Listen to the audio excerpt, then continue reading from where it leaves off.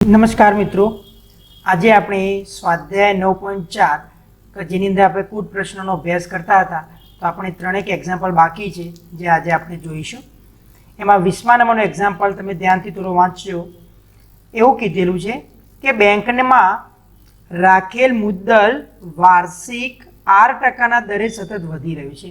એટલે એવું કહેવા માગે છે મિત્રો કે માની લો કે તમે પી મુદ્દલ એટલે કે કોઈ મૂડી છે, પૈસા છે, તમે 8%ના વ્યાજે તમે મૂકેલા છે, એને સતત વધી રહ્યું છે. હવે વધે ક્યારે? સમયની સાપેક્ષમાં વધારો થાય. મિત્રો ખાસ ધ્યાન આપજો, બરાબર. અહીંયા મુદ્દલ એટલે કે આપણે જે પણ મૂડી મૂકી છે એની વાત કરી રહ્યા છીએ. તો આપણે એવું લખી શકીએ, કેમ કે આપણે દાખલાની શરૂઆત કરવી છે તો પહેલાં આપણે નક્કી એવું કરવું પડે કે ધારી લો કે તમારો કોઈ ટી સમય છે, એ વખતે તમારી મુદ્દલ છે એ પી આપેલી છે, બરાબર. હવે શું કહે છે કે વાર્ષિક 8%ના દરે સતત વધી રહ્યો છે. એટલે મતલબ એવું કહી શકું હું કે ટી સમયે મુદ્દલમાં થતો વધારો કયો હોય ભાઈ? કે જે મુદ્દલમાં વધારો થાય છે તો સાપેક્ષ, કોના સાપેક્ષમાં વધારો થશે?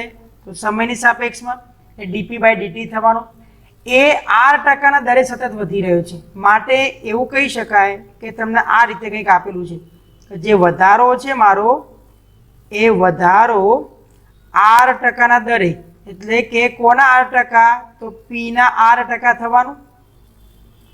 ખબર પડે છે મિત્રો? પીના 8%ના દરે વધી રહ્યું છે. તો એનો મતલબ એવો થઈ ગયો કહેવાય કે 8% કાઢવા હોય તો 100 ઇન્ટુ પી કહેવાય, બરાબર છે. તો આપણા જોડે એક વિકલ્પ સમીકરણ મળી ગયું ચલ ટી અને પીમાં. તો ડીપી બાય ડીટી બરાબર R/100 ઇન્ટુ પી, બરાબર છે. ચલો, વિયોજન અને ચલની રીત વાપરવી હોય તો શું કરશો? ડીપી ભાગાકારમાં પી, એટલે પી વાળા એક બાજુ લાવી દો, ટી વાળા અહીંયા એક બાજુ લાવી દઈએ, બરાબર છે. તો એનો મતલબ કે R/100 શું થઈ ગયું કહેવાય આપણા માટે? અચળાંક. તો એમના એમ રાખો R/100 ઇન્ટુ ડીટી. પછી શું કરવાનું છે? તો બંને બાજુ આપણે સંકલન લઈ લઈએ. તો અહીંયા લખી શકો તમે કે DP by P equal to R/100, અહીંયા થઈ ગયું કહેવાય 1 ઇન્ટુ ડીટી, બરાબર છે. તો હવે આપણે લખી શકીએ અહીંયા તો log પી બરાબર R ઇન્ટુ ટી ભાગાકારમાં 100 પ્લસ સી. આપણા માટે આ એક સમીકરણ મળી ગયું, બરાબર છે. સી શું છે? તો સ્વેર અચળાંક છે. આટલી માહિતી આપણને મળી. ક્યાંથી મળી? તો અહીંયા સુધીમાં આપણે આટલી માહિતી મળી ગઈ. ખ્યાલ આવે છે મિત્રો? શું કર્યું આપણે? ફરીથી એક વખત જોઈ લો. આપણને બેંકની અંદર રાખેલ મુદ્દલ એટલે કે આપણે જે પણ મૂડી જમા કરાવીએ છીએ એની વાત કરવામાં આવી છે. માની લો કે કોઈ ચોક્કસ સમય આપણે પી જેટલી મુદ્દલ જમા કરાવી છે બેંકમાં, અને એ વખતે મારું વ્યાજ હતું એ 8% હતું. ખબર નથી કેટલા ટકા હતું. અને જેમ જેમ આપણો સમય જાય છે એમ જેમ શું થઈ જાય છે? 8%ના દરે એમાં વધારો થતો જાય છે. તો વધારો કેટલો થઈ ગયો કહેવાય? DP by DT. એ કોના જેટલું થઈ ગયું કહેવાય? તો મૂડીના 8% જેટલું થઈ ગયું કહેવાય. તો એના ઉપરથી આપણને શું મળી ગયું? એક સમીકરણ મળી ગયું. સમીકરણને આપણે સંકલન એટલે કે વિયોજન ચલની મદદથી આપણે એક ઉકેલ મેળવવાનો પ્રયત્ન કર્યો. હવે આપણને એક માહિતી આપી છે, ધ્યાનથી જુઓ. તમને એક સમયગાળો આપ્યો છે મિત્રો કે 10 વર્ષમાં એમને રૂપિયા કેટલા મૂક્યા હતા? 100. એ બમણા થતા હોય 10 વર્ષમાં બેંકમાં મૂકેલા રૂપિયા 100 એ બમણા થાય છે. એટલે કેટલા બમણા થાય છે? તો રૂપિયા અહીંયા 200 થઈ જાય છે. તો એ વખતે આર એટલે કે એમનો વ્યાજનો દર કેટલો હશે? બરાબર. આવો પ્રશ્ન પૂછ્યો છે. તો આપણે એક વિકલ્પ વિચારીએ કે આપણે વિકલ્પ નંબર 1 લઈ લઈએ કે જે વખતે આપણે શરૂઆત કેવો હતો? 0. શરૂઆત આપણો કોઈ આગળ વધ્યું નહોતું, એટલે ટી બરાબર 0 સમય હતો. તો એ સમયે આપણી મુદ્દલ કેટલી આપેલી છે એમને? તો કેટલા રૂપિયા આપેલા છે? 100 રૂપિયા, બરાબર છે. જેને સમીકરણ 1માં મૂકતા, ચલો સમીકરણ 1માં મૂકી દો તો તમારો સમીકરણ 1 કેવું બની જશે? અહીંયા બની ગયું log e આધારમાં, કેમ કે અહીંયા આપણે e આધાર જ હશે પી બરાબર કેટલા છે તો 100, અહીંયા આર તો એમના એમ રહેશે, સોરી અહીંયા સમય ટી બરાબર 0 છે તો આખો ભાગ શું થઈ ગયો કહેવાય 0, તો આપણને શું મળી ગયું સી મળી ગયું.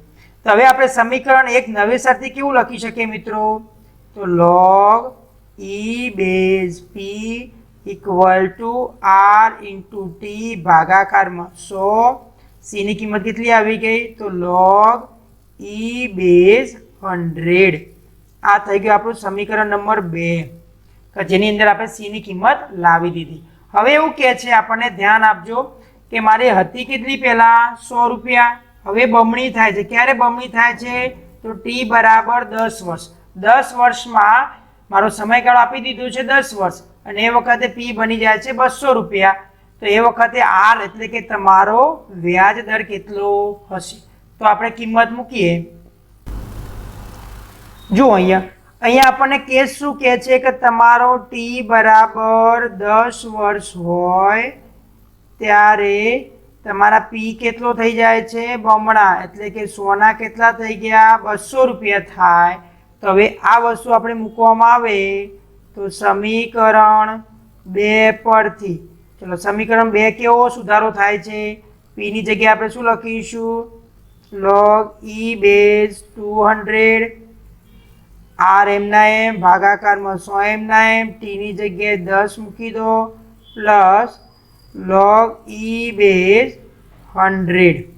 ચલો બે બાજુ log છે તો log ની બાદ બાકી થશે આ બાજુ, તો બાદ બાકી થતી હોય એ વખતે આપણે એને કઈ સ્વરૂપે લઈ શકીએ તો ભાગાકાર સ્વરૂપે. ઓકે, તો 200 ભાગ્યા 100 બરાબર અહીંયા 0 0 કટ તો r બાય 10 થઈ ગયું. ઓકે, ચલો આ કેટલા વધશે તો log e બેઝ 2 વધ્યા બરાબર r બાય 10. તો આના ઉપરથી તમે r આપણે શોધવાનો હતો તો r બરાબર શું લખી શકો 10 into log e base 2.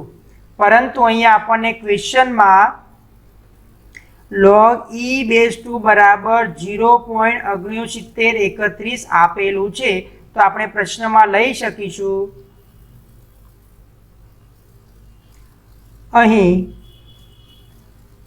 log e base 2 equal to 0.6931 આપેલું છે, તો એની જગ્યાએ આપણે મૂકી દઈએ તો r બરાબર 10 ગુણ્યા 0.6931 મૂકી દો, ગુણાકાર કરીએ તો 6.931 દર એટલે આ વ્યાજ દર કહેવાય.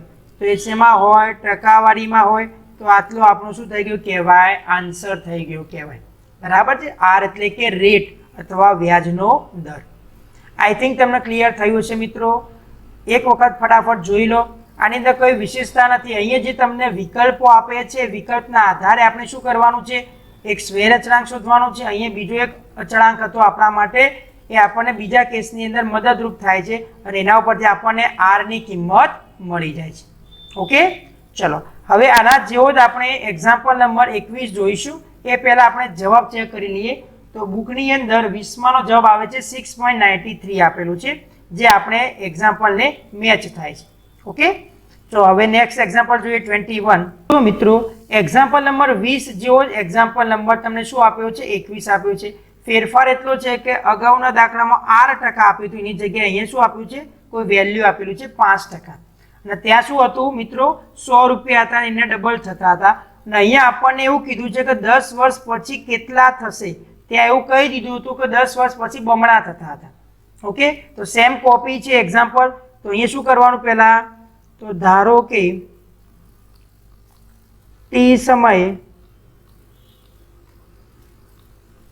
મુદ્દલ કેટલી છે પી છે. હવે શું કીધું છે 5%ના દરે સતત વધી રહ્યો છે, એટલે તમને ફેરફાર આપેલો છે. તો અહીંયા આપણે લખીશું કે ટી સમયે મુદ્દલમાં થતો વધારો શું લખીશું ડીપી બાય ડીટી લખાય. ચલો હવે એ વધારો કોના સમપ્રમાણમાં હોય તો એવું કહી શકીએ કે જે મુદ્દલમાં થતો વધારો છે એ વ્યાજ દરના લીધે, એટલે કે આપણે એવું લખી શકીએ અહીંયા 5% લેવાના છે, પણ કોના 5%? તો આપણી મુદ્દલના, બરાબર છે, એના પ્રમાણમાં વધારો થઈ રહ્યો છે.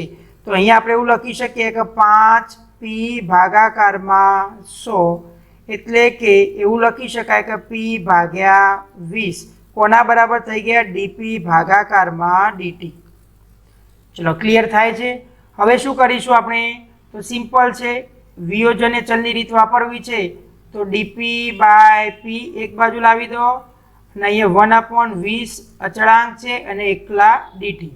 ચલો બંને બાજુ સંકલન લઈ લઈએ આપણે, તો અહીંયા બની જાય dp બાય p બરાબર 1/20 અચળાંક બહાર રાખીએ ઇન્ટુ dt. અહીંયા શું થઈ જશે? log માનાંકમાં p આવી ગયો, t ભાગાકારમાં 20 પ્લસ c. આ આપણા માટે શું બની ગયું? એક સમીકરણ બની ગયું, બરાબર છે, સોરી એક ઉકેલ તૈયાર થઈ ગયો, બરાબર છે. હવે આપણને જે શરત આપી છે, શરતના આધીન વાત કરીએ. ચલો શરતમાં શું કીધું છે? બેંકમાં 1000 રૂપિયા થાપણ છે, એનો મતલબ કે જે તે વખતે આપણે બેંકની અંદર મુદ્દલ રૂપે આપણે જે જમા કરાવે છે એ વખતે થાપણ કેટલું હતું? 1000 રૂપિયા જમા કરાવેલા છે. એટલે કયા કેસની અંદર કહી શકાય? શરૂઆતનો કેસ. એ શરૂઆતના કેસ માટે એટલે કે t બરાબર 0 સમયની વાત કરી શકીએ.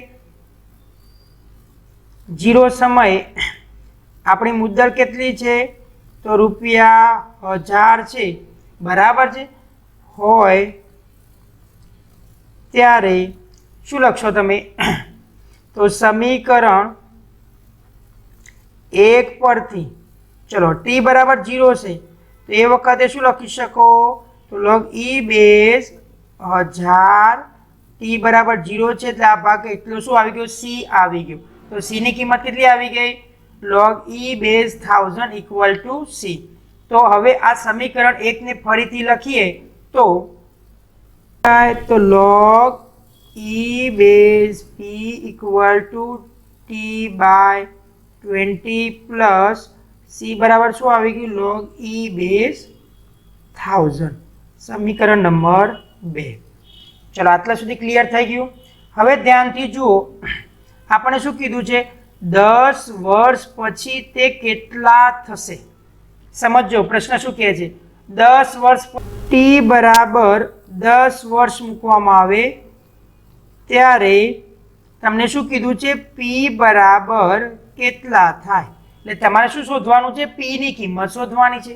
તો અહીંયા આપણે તમે એવું લખી શકો, આ તો એમના એમ રહેવાના, log e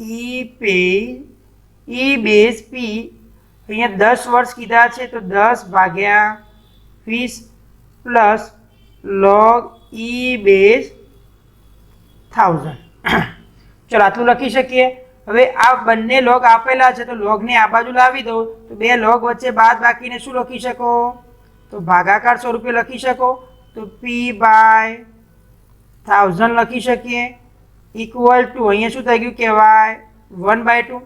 ચલો હવે મારે લોગને દૂર કરવા હોય તો ઘાતાંકીય વિધેય સ્વરૂપે લખી શકાય. કઈ રીતે? તો 1000 ઇક્વલ ટુ e બેઝ 1/2 લખાય.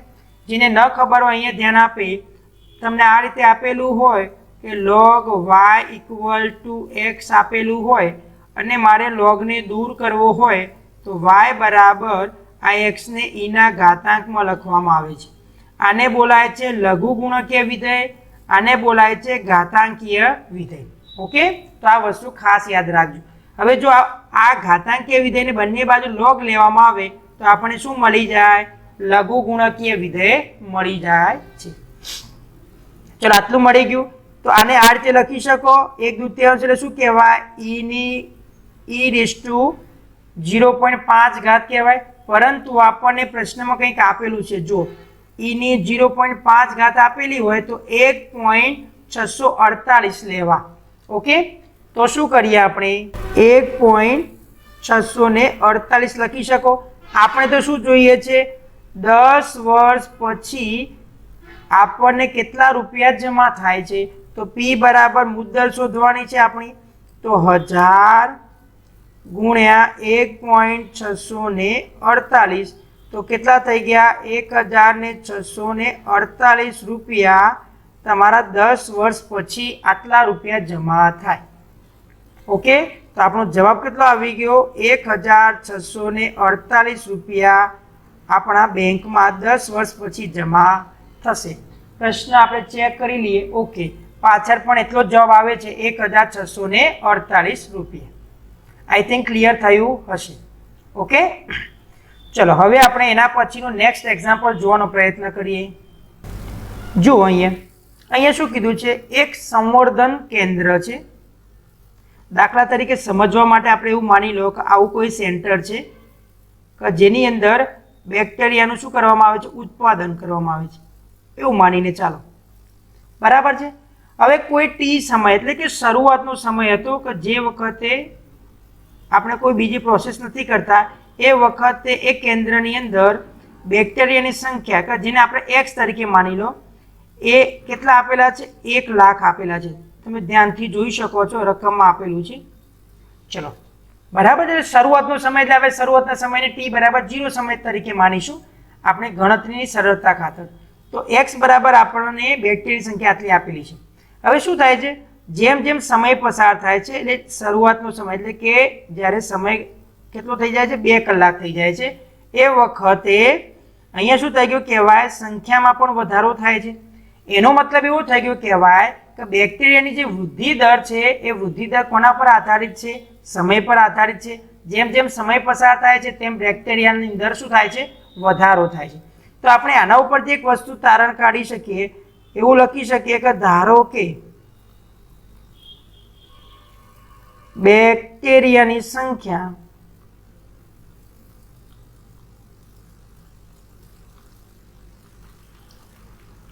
કોઈ ટી સમયે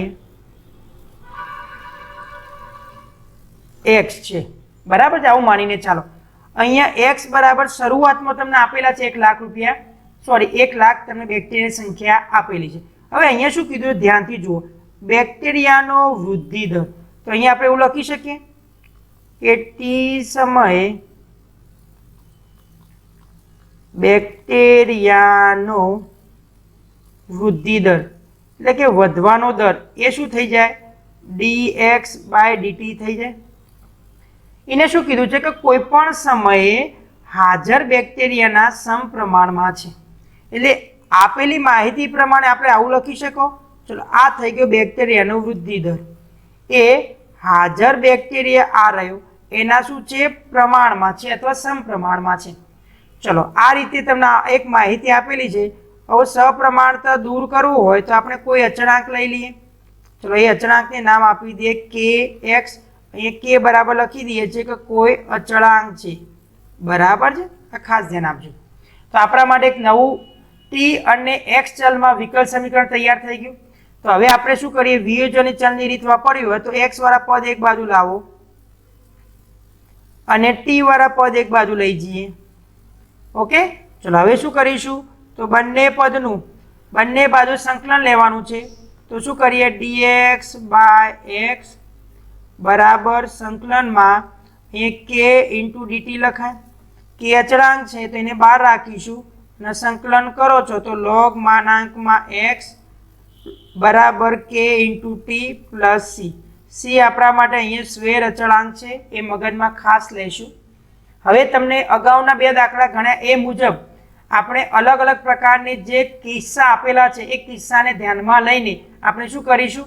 આપેલા અચળાંકો કેટલા આપેલા છે? અચળાંક 1 અને 2 એ પહેલા એની કિંમત શોધીશું અને પછી આપણને એવું કીધું છે કે કેટલા કલાકમાં બેક્ટેરિયાની સંખ્યા 2 કલાક થાય છે. કેટલા કલાકમાં બેક્ટેરિયાની સંખ્યા 2 લાખ થાય છે. એટલે આપણે સમયગાળો શોધવાનો છે, કેટલા કલાક લાગે છે 2 લાખ સંખ્યા થતા. ઓકે, તો આપણે એવું લખી શકીએ મિત્રો. આપણું સમીકરણ એક ફરીથી લખીએ. આપણને શું માહિતી મળી અહીંયા? તો log માનાંકમાં x = k * t + c. ચલો, આપણું સમીકરણ નંબર 1 છે. હવે એમનો પહેલો કિસ્સો આપણને એવું કીધેલો છે કે જે વખતે શરૂઆતનો સમય હતો એટલે કે ટી બરાબર 0 સમય હતો એ વખતે બેક્ટેરિયાની સંખ્યા તમને આપેલી હતી. કેટલી આપેલી છે? 1 લાખ આપેલી છે. તો આના ઉપરથી આપણને એક માહિતી એવી મળી શકે કે log e બેઝ, ચલો 1 લાખ લખી શકો बराबर सी मळी गयुं केम के टी बराबर अहींया 0 मूकवाना। तो तमे फरीथी समीकरण 2 नवुं तैयार करशो के log मानांकमां x एमना एम रहेशे k इंटू टी एमना एम रहेशे अने अहींया c बराबर तमने शुं मळी गयुं log e बेस 1 लाख। आने आपणे 2 नंबर आपी दो बराबर छे। चलो हवे अहींने शुं कीधुं छे ए ध्यानथी जोईए आपणे। આપણે બીજી એક ઘટના એટલે બીજો એક કિસ્સો તમને આપેલો છે, ધ્યાનથી જુઓ શું કહે છે 2 કલાકમાં તેની સંખ્યા 10% દરે વધે છે। આ કોના કારણે વધે છે તો આપણી જે મૂળ સંખ્યા હતી એના 10% વધારો થાય છે દર 2 કલાકે। ખ્યાલ આવ્યો? તો અહીંયા આપણે શું લખી શકીએ, અહીંયા આપણને દર 2 કલાકે એટલે કે t બરાબર 2 કલાક સમયે અહીંયા જે આપણે નવી સંખ્યા મળે છે એ 10%, પણ કોના 10% લેવાના છે તો આપણી જે મૂળ સંખ્યા હતી બેક્ટેરિયાની એના 10%। એટલે કેટલા થઈ જાય મિત્રો? તો આમાં વધારો કેટલો થઈ જશે જોઈ શકો છો તમે। તો આપણે આને આ રીતે લખી શકીએ, આમાં થોડો સુધારો કરીશું આપણે લખવું હોય તો કઈ રીતે લખી શકો, મૂળ આપણી રકમ કેટલી હતી बराबर है अपनी 1 लाख मूल रकम थी एमां आपणे केटला तो एना 10% लेवाना छे। कोना तो 1 लाख ना 10% लईशुं तो आपणे मूल केटली मळी जाए रकम, ध्यानथी जोजो, प्लस आना 10% करीए छीए तो जो आ जीरो कैंसल थई गया तो 10,000 एड थवाना। ध्यानथी जो आ 2 जीरो कैंसल थई गया अहींया तो आपने केटला मळे 10,000 एड थाय तो आनी अंदर 10,000 एड करो तो केटला थई जवाना जुओ ध्यानथी तो 1 लाख अने 10,000 थई जवाना। बराबर छे? ध्यानथी जोजो मित्रों, आ 4 जीरो एमना एम रहेशे, 10 न 10 એટલે આની અંદર એડ કરો। ન ફાવે તો અહીં સાઈડમાં કરીને પણ ગણતરી કરજો કેમ કે નાની એવી ભૂલ થશે તો પણ જવાબ ખોટો આવશે। तो दर 2 कलाके आटली संख्या 1 लाख में 1,10,000 संख्या थाय छे एटलो आपने खबर पड़ी गई। हवे समीकरण 2 परथी आपणे लखवुं होय तो शुं लखी शको, समीकरण 2 परथी चलो ध्यानथी जोजो अहींया log e बेस 1 ने 10,000 बराबर केटला थई जशे अहींया t बराबर 2 मूकशो तो 2k प्लस अहीं थी जैसे log e बेस 1 लाख बराबर है। बने लॉग ने आ बाजू लावीए तो बाद बाकी थाय तो बाद बाकी आपणे कया स्वरूपे लखीए छे भागाकार स्वरूपे लखीए तो अहीं जो 4 जीरो कैंसल थई गया तो अहीं आपणे बाकी शुं रहेशे 11/10 बाकी रहे। कोना बराबर थई गयुं कहेवाय तो 2k बराबर थई गयुं कहेवाय। तो आपणे एक्जेक्ट k नी वेल्यू शुं मळी गई आपणने तो 1/2 log e बेस 11/10 आवुं मळी गयुं आपणे। हवे आपणे जे नवुं समीकरण तैयार थई गयुं समीकरण नंबर 2 एनी अंदर हवे शुं कीधुं छे एमणे के 2 लाख संख्या क्यारे थाय छे એટલે આપણે શું શોધવાનું છે હવે t શોધવાનું છે। તો હવે શું કરીશું મિત્રો કે તમને x બરાબર 2 lakhs આપેલા હોય त्यारे t बराबर केटला थाय तो तमे समीकरण 2 परथी शुं लखशो मित्रों खास ध्यान आपजो। चलो x बराबर केटला लेवाना कीधा छे 2 लाख तो अहींया log 2 lakhs एमना एम लईशुं बराबर अहींया समयगाळो शोधवानो छे तो 1/2 k बराबर log e base 11/10 into t plus अहीं केटला छे तो log e base 1 lakh. I think clear थतुं हशे बराबर छे। हवे बंनेनी बाद बाकी करो तो जो अहीं शुं बाकी रहेशे फक्त ने फक्त log e बेस 2 बराबर छे। आ बंनेनी बाद बाकी करीए तो शुं थई जवाना 5 जीरो बंनेमां केन्सल थई जशे तो 2 वधवाना। अहीं शुं बाकी रहे तो 1/2 log e base 11/10 into T. આપણે ટી ને સબ્જેક્ટ કરવાનો છે તો આપણે એક કામ કરી શકીએ, આને શું કરી શકીએ ઉપર સામે ગુણી દો તો 2 નો વર્ગ 4 થઈ જાય, તો હું આ રીતે લખી શકું છું log 4 minus log 11/10 equal to t લખી શકો। ખ્યાલ આવે છે? હવે બે log વચ્ચે બાદ બાકી હોય તો આપણે શું લખી શકો, તો આની અંદર t બરાબર શું થઈ જશે log e બેઝ 40/11 કેટલું થઈ જાય 40/11। તો આપણે ચેક કરીએ તો અહીંયા એમને જવાબ આ રીતે આપેલો નથી, ધ્યાન આપજો ભાઈ, મેં આ મારી રીતે જવાબ લાવ્યો છું પણ એમને આ રીતે જવાબ આપેલો નથી। હવે ચોપડીની અંદર જે જવાબ આપ્યો છે એમાં આપણે પ્રયત્ન કરીએ જવાબ લાવવામાં, તો એમને જવાબ અહીંથી આપેલો છે, ધ્યાન આપજો। તમને આ સ્ટેપ દેખાય છે, ચોપડીમાંથી અહીંથી થોડો બદલાવ લાવ્યા છે સમય પ્રમાણે, તો આ સ્ટેપને આપણે ફરીથી લખવાનો પ્રયત્ન કરીએ તો શું લખી શકાય, ધ્યાન આપો અહીંયા મિત્રો। જવાબ આપણે ટી બરાબર લાવી દીધો, આટલો કંઈક વર્ષ લાગે છે બરાબર, 2 લાખ થતા આટલા કલાક લાગે, પરંતુ ચોપડીમાં એ રીતે જવાબ આપેલો નથી। હવે ચોપડી મુજબ જવાબ લાવીએ તો આ જે આપણો બીજા નંબરનું જે સ્ટેપ છે મતલબ સેકન્ડ લાસ્ટ સ્ટેપ છે એમાં કંઈક એમને આ રીતે કર્યું છે, આ 2 ને સામેની બાજુ ગુણી દો તો અહીંયા શું થઈ જવાના 2 log 2 બરાબર log 11/10 ઇન્ટુ t થઈ ગયું। હવે એમને શું કર્યું છે, અહીંથી t ને સબ્જેક્ટ કર્યો છે એટલે કે 2 log 2 ડિવાઇડેડ બાય log 11/10। હવે બુક પ્રમાણે તમને જવાબ આ રીતે આપેલો છે એટલે આપણે આ રીતે જવાબ લખવાનો પ્રયત્ન કરીશું કેમ કે બુકને પ્રાયોરિટી આપીએ છીએ માટે। ખ્યાલ આવી ગયો? તમે આ જવાબ લાવો છો તો કોઈ ખોટું આપી શકતું નથી, પરંતુ બુક પ્રમાણે જવાબ લાવવો એ આપણી પ્રાયોરિટી કહેવાશે, એટલે પ્રાયોરિટી પ્રમાણે કામ કરીશું, બરાબર છે? તો આને ખાસ ધ્યાનમાં લઈશું। તો એક વખત ફટાફટ જોઈ લો, આની અંદર કંઈ નવીનતા આપણે નથી કરેલી। શું આપ્યું હતું, બેક્ટેરિયાની સંખ્યા આપણે ધારી લીધી, જે વૃદ્ધિ દર છે સમયને સાપેક્ષમાં વધારો થાય છે બેક્ટેરિયામાં, તો એ પ્રમાણે આપણે કોઈ અચળાંક લીધો, અચળાંકથી આપણને 2 અચળાંક મળી ગયા, એક સ્વેર અચળાંક સંકલનનો અને એક અચળાંક આપણે અહીંયા જે સંબંધ આપ્યો છે સપ્રમાણતાનો એના આધારે। એના પછી આપણે શું કર્યું, તો આપણને જે કિસ્સા આપેલા છે તો શરૂઆતમાં 1 લાખ સંખ્યા થઈ જાય છે શરૂઆતના સમયે, તો એના પરથી આપણને સીની કિંમત મળી ગઈ।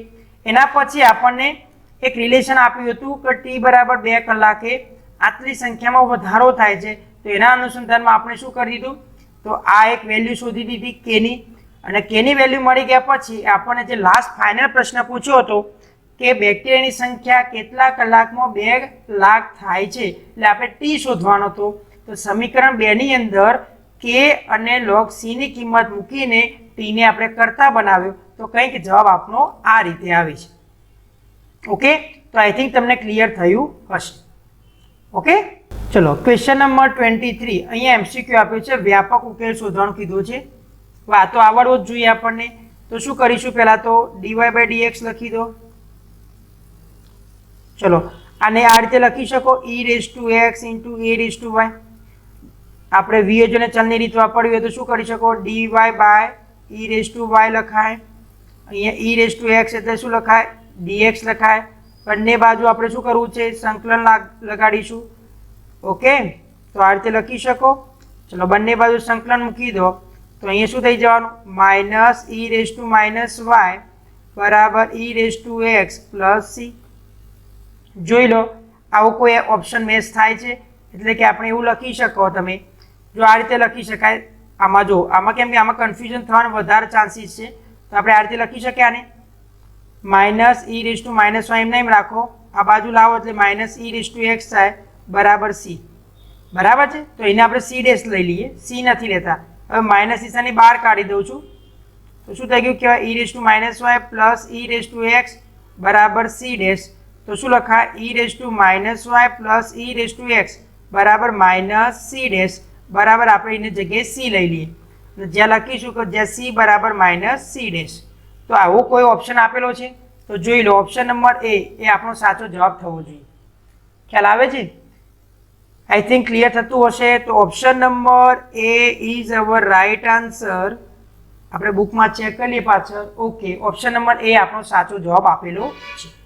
આઈ થિંક તમને ક્લિયર થતું હશે. ઓકે, ચલો નેક્સ્ટ. જો આજનો આપણો હોમવર્ક છે તો તમારે શું કરવાનું છે, ઉદાહરણ નંબર 14 તમે ધ્યાનથી જુઓ. આ પ્રકારની મેં રીત શીખવાડી દીધી છે તો તમારે જાતે પ્રયત્ન કરવાનો છે. ઉદાહરણ નંબર 14 અને એક્ઝામ્પલ નંબર 15 કોનો છે, તો પ્રકીર્ણ સ્વાધ્યાય 9 નો એક્ઝામ્પલ નંબર 15 તમારે જાતે પ્રયત્ન કરવાનો રહેશે.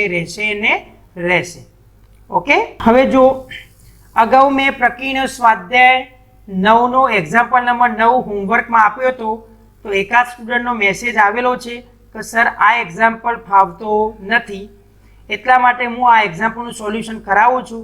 જેને ગણાઈ ગયો છે એને લખવાની જરૂર નથી, જેને નથી ખબર પડી એક વખત જોઈ લેજો. અહીંયા આપણને પ્રશ્ન પૂછ્યો છે, ધ્યાન આપો. જ્યારે તમને આ રીતે એક્સ અને વાયની વેલ્યુ આપેલી હોય એટલે સમજી લેવાનું કે વિશિષ્ટ ઉકેલ શોધવાનો હશે. પરંતુ એક વસ્તુ યાદ રાખજો, વિશિષ્ટ ઉકેલ ત્યારે જ મળે જ્યારે તમે આપેલ સમીકરણની કોઈ પણ મેથડ વાપરીને વ્યાપક ઉકેલ લાવો છો ત્યારે.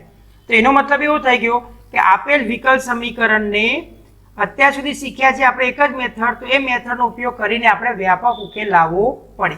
તો પહેલું કામ કરીએ આપણે, પહેલા લખી દો આ રીતે. તો શું આપેલું છે, 1 + e⁻² બરાબર into dy plus 1 + y² into e⁻x into dx બરાબર 0. તો અહીંયા આપણે શું કરી શકો, તો 1 + e⁻² ઇન્ટુ dy બરાબર -1 + y² e⁻x ઇન્ટુ dx. ચલો x વાળા પદ એક બાજુ કરો, y વાળા પદ એક બાજુ કરીએ. તો અહીંયા dy છે નીચે આવશે, ગુણાકારમાં છે પદ નીચે આવશે. ચલો લઈ લીધું, બરાબર માઇનસ એમ એમ રાખીએ, e⁻x ઉપર આવ્યું, આ ભાગા ગુણાકારનો પદ નીચે આવશે ઇન્ટુ dx. ચલો આમાં થોડો સુધારો કરીએ, ધ્યાનથી જોજો. અહીંયા હું આ રીતે લખી શકું કે 1 + y² બરાબર છે એ માઇનસ e⁻x. અહીંયા આપણે આ રીતે લખી શકો e⁻x² ઇન્ટુ 1 લખી શકાય ઇન્ટુ dx. ચલો બંને બાજુ સંકલન મૂકી દો, તો આ સંકલન મૂકી દીધું. હવે ધ્યાન આપજો, જમણી બાજુના પદનું સંકલનનું સાદુરૂપ આપવા માટે તમે ધ્યાનથી જુઓ કે હું e⁻x બરાબર આદેશ લઉં t બરાબર, તો એનું વિકલન ઓલરેડી ઉપર આપેલું છે. તો આપણે એવું વિચારી શકીએ, એટલે કે અહીંયા આપણે શું વિચારી શકીએ મિત્રો, e⁻x બરાબર તમે કોઈ આદેશ લો છો, બરાબર છે. હવે એનું બંને બાજુ તમે વિકલન કરવાના, તો અહીંયા શું આવી જવાનું, dx ઇન્ટુ dt. હવે કિંમત મૂકી દો, તો અહીંયા શું થઈ જવાનું, dy એમના એમ રાખીશું આપણે, બંને સાથે સંકલન કરીએ તો વધારે સારું રહે, માઇનસ અહીંયા શું થઈ જશે, તો ઉપર આવી ગયું dt, નીચે આવી જશે તો t² + 1. જો બંને બાજુ પદ સરખા બની જાય છે. અહીંયા પણ y² + 1 લખો અથવા 1 + y² લખો, બંને બાજુ tan ના સૂત્રો બને છે. ચલો બંને બાજુ શું થવાનું, tan ઇન્વર્સના ફોર્મ્યુલા વપરાવાના. તો અહીં શું લખશો, tan ઇન્વર્સ y. અહીંયા જો આદેશ લીધેલો છે એટલે ધ્યાન આપજો, tan ઇન્વર્સ શું લખવું પડે, t + c. ચલો આદેશની કિંમત પાછી મૂકી દો, તો tan inverse y minus tan inverse t બરાબર શું હતું, તો e⁻x + c. ચલો આ આપણા માટે શું થઈ જશે, તો અહીંયા આપણે આ રીતે લખી શકો, પ્લસ છે તો આ બાદ લઈ દો, માઇનસ છે તો e⁻x plus tan inverse y બરાબર c. અને સમીકરણ નંબર 1 આપી દો, જે સમીકરણનો વ્યાપક ઉકેલ છે, બરાબર છે. હવે શું કરીએ છીએ મિત્રો, ખાસ ધ્યાન આપજો, x બરાબર 0 તો y બરાબર 1 આપણને કન્ડિશન આપેલી છે, બરાબર છે. તો આ કન્ડિશન હવે મૂકીએ તો અહીંયા શું થઈ જવાનું, તો tan inverse e⁻0 plus tan inverse y equal to c. ચલો અહીંયા ધ્યાન આપજો, આ e⁻0 એટલે 1 થઈ ગયું, તો tan ઇન્વર્સ 1 એટલે કેટલા કહેવાય, π/4. સોરી અહીંયા વેલ્યુ મૂકવાની છે,